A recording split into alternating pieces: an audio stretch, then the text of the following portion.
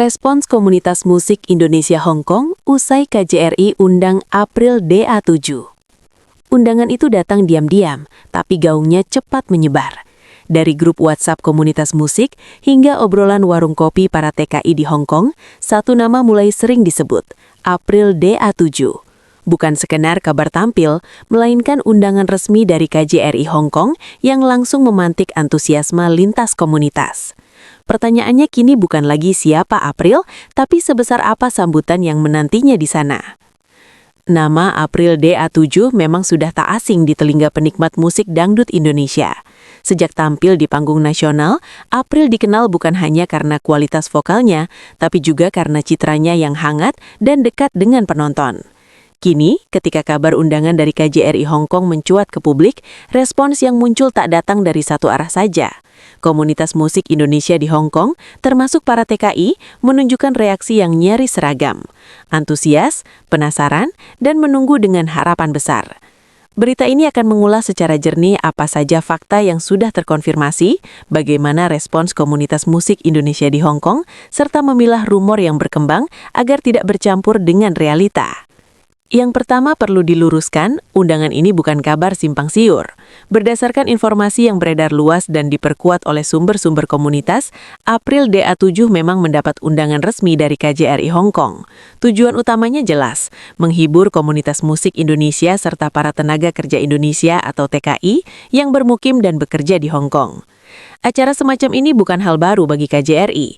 Dalam beberapa kesempatan, KJRI kerap menghadirkan figur publik atau seniman tanah air sebagai bagian dari upaya mempererat hubungan emosional antara Indonesia dan warganya di luar negeri.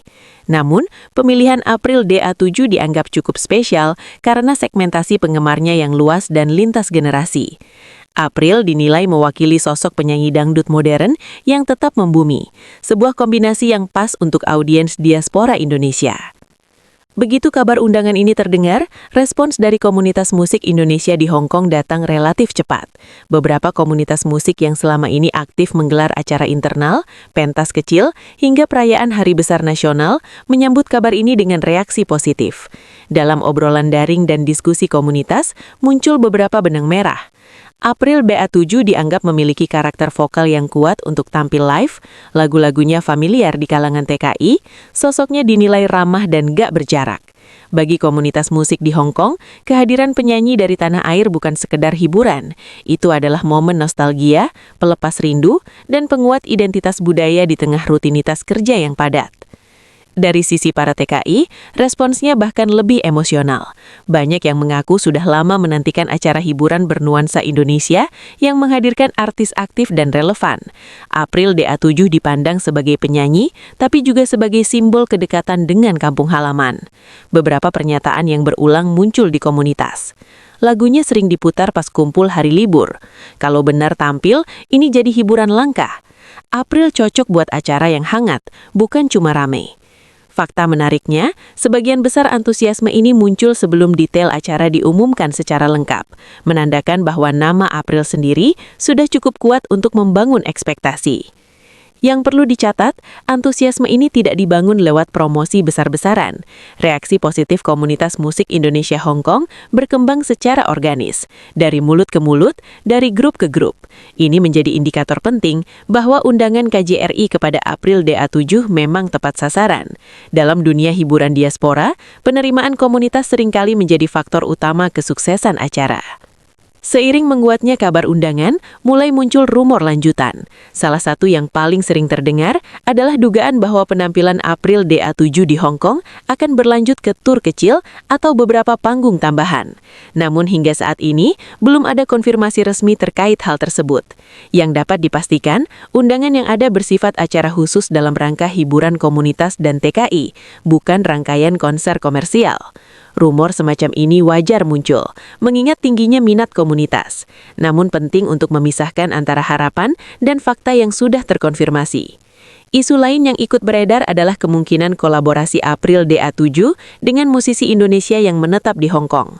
Beberapa komunitas musik memang dikenal aktif dan memiliki musisi internal yang solid.